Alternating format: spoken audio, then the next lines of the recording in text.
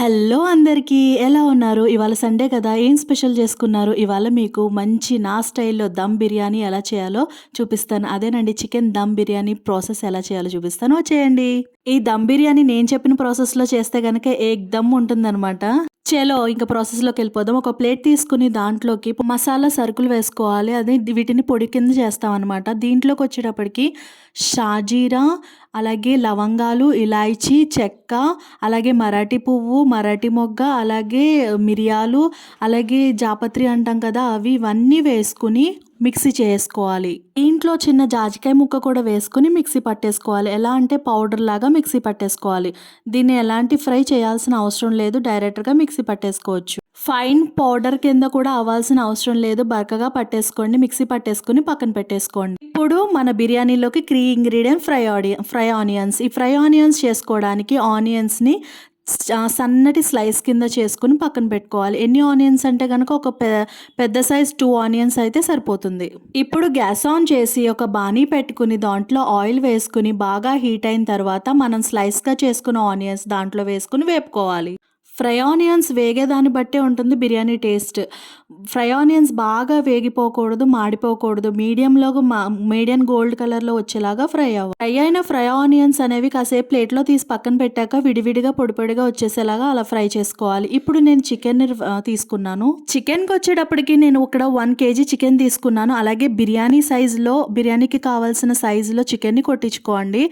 మంచి మీడియం సైజులో పెద్దగా కొట్టించుకోండి. అలాగే ఈ చికెన్‌ని బాగా కడుక్కున్న తర్వాత దీంట్లో ఉప్పు, కారం, పసుపు ఇవన్నీ వేసుకొని మనం చికెన్‌ని మ్యాగ్నేట్ చేస్తాం.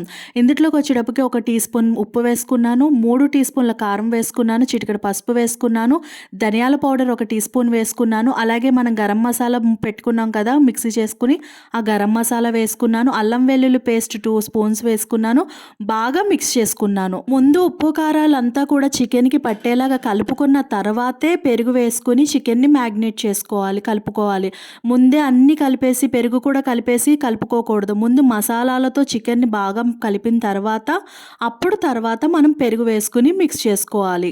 పెరుగు వేసుకుని కలుపుకున్న తర్వాత దీంట్లోకి నిమ్మకాయ చెక్క కూడా వేసుకోవాలంటే నిమ్మకాయ రసం కూడా వేసుకుని బాగా కలుపుకొని ఉప్పు, కారం, మసాలాలు అన్నీ చెక్ చేసుకున్న తర్వాత అన్నీ పర్ఫెక్ట్ అన్న తర్వాత దీంట్లో పుదీనా, కొత్తిమీర వేసుకోవాలి. పుదీనా, కొత్తిమీర ఇవన్నీ కూడా వేసుకున్న తర్వాత మనం ఫ్రై చేసుకున్నాం కదా! ఆ ఫ్రైడ్ ఆనియన్స్‌ని వేసుకుని ఆ ఫ్రైడ్ ఆనియన్స్ ఏదైతే ఏపామో ఆయిల్ ఉందో ఆ ఆయిల్‌ని వేడివేడిగానే ఈ చికెన్ మీద వేసేయాలి. ఫ్రైడ్ ఆనియన్స్ అనేవి ఆయిల్‌లో ఫ్రై చేస్తాం కదా! ఆ ఆయిల్‌ని ఈ చికెన్ మీద వేస్తే గనక చాలా మంచి ఫ్లేవర్ వస్తుంది. ఆ ఆయిల్‌ని వేసేసి లిడ్ అనేది క్లోజ్ చేసేసి మ్యాగ్నేట్ అయ్యడానికి ఒక హాఫ్ అన్ అవర్ వరకు మనం పక్కన పెట్టేసుకోవాలి. ఇంకా దీంట్లో ఎటువంటి మసాలాలు వేయాల్సిన అవసరం లేదు. ఇప్పుడు మనం బియ్యాన్ని ఉడకబెట్టుకుందాం.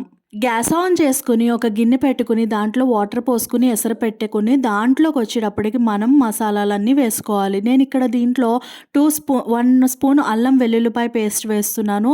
అలాగే కళ్ళుప్పు వేస్తున్నాను. ఎప్పుడు కూడా అన్నం ఉడికించే ఎసరు వాటర్ అనేది ఉప్పగా ఉండాలి బిర్యానీ చేసుకునేటప్పుడు. ఈ వాటర్లో ఉప్పు అనేది కొంచెం ఎక్కువే వేసుకోండి. ఈ వాటర్ ఉప్పగా ఉంటే రైస్కి ఉప్పు పడుతుంది, ఆ బిర్యానీకి ఉప్పు అనేది సరిపోతుంది అనమాట.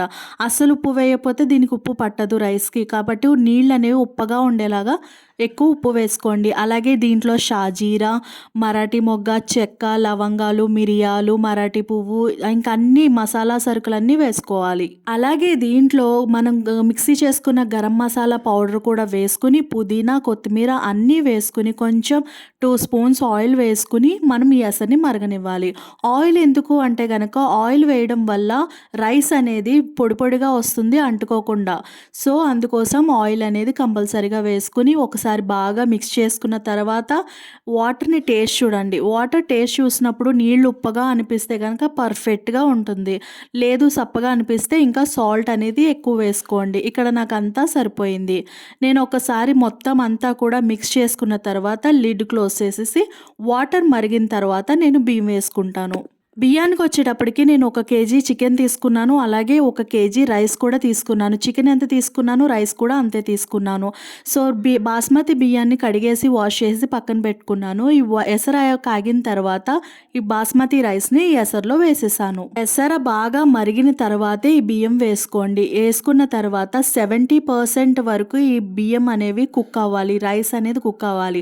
మిగతా 30% దమ్‌లో కుక్ అవుతుంది. సో, 70% వరకు రైస్ కుక్ అయిన తర్వాత ఈ రైస్‌ని స్టెయిన్ చేసుకొని మనం దమ్‌లో పెట్టేసుకోవాలి. ఈ రైస్ కుక్ అయ్యేలోపు ఒకసారి కర్రీని మ్యాగ్నేట్ చేసుకున్న చికెన్ ఉంది కదా! దాన్ని గ్యాస్ ఆన్ చేసుకొని పెట్టుకుంటే ఆ చికెన్ అనేది కొంచెం కుక్ అవుతూ ఉంటుంది. ఒక 20%.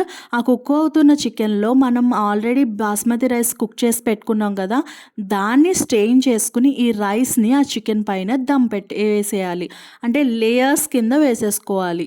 వాటర్ అంతా బాగా స్టెయిన్ చేసుకొని మొత్తం రైస్ అంతా కూడా మనం ఈ చికెన్ మీద వేసేసుకోవాలి. రైస్ అంతా కూడా. సో, చెప్తున్నట్టుగా 70% మాత్రమే రైస్ ఉడకాలి. ఇంకా ఎక్కువ ఉడికిపోతే చివిడిపోతుంది. సో, 70% వరకు రైస్ ఉడికిన తర్వాత మాత్రమే మనం ఈ రైస్‌ని చికెన్ మీద వేసేసుకొని మొత్తం రైస్ అంతా వేసేసుకోవాలి. వేసేసుకున్న తర్వాత దీంట్లో మనం ఫ్రై ఆనియన్స్ అనేవి ఫ్రై చేసుకొని పక్కన పెట్టుకున్నాం కదా!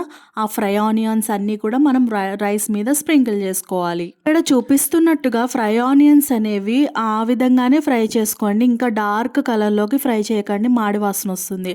సో, ఫ్రై ఆనియన్స్ అనేవి ఫ్రై చేసుకొని ఒక లేయర్ కింద వేసుకున్న తర్వాత పుదీనా, కొత్తిమీర కూడా వేసుకోండి. మంచి ఫ్లేవర్ వస్తుంది. తర్వాత దీంట్లో ఘీ కూడా వేసుకోండి. నెయ్యి ఒక 3 స్పూన్స్ వరకు వేసుకున్నాను నేను. సో, ఫ్లేవర్ బావుంటుంది. 3 స్పూన్స్ నెయ్యి వేసుకోండి.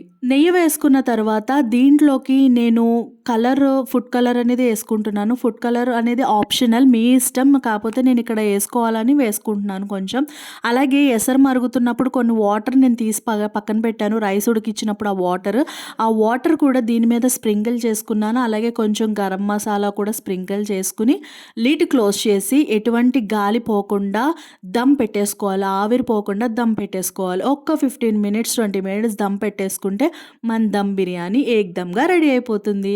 చూడండి రైస్ అయితే పొడి పొడిలాడుతూ పీస్ కూడా మంచిగా కుక్ అయ్యి చాలా చాలా చాలా యమ్మీగా ఉంటుంది. తప్పకుండా ట్రై చేయండి. ఈ వీడియో మీకు నచ్చినట్లయితే లైక్ చేయండి, సబ్స్క్రైబ్ చేయండి, షేర్ చేయండి.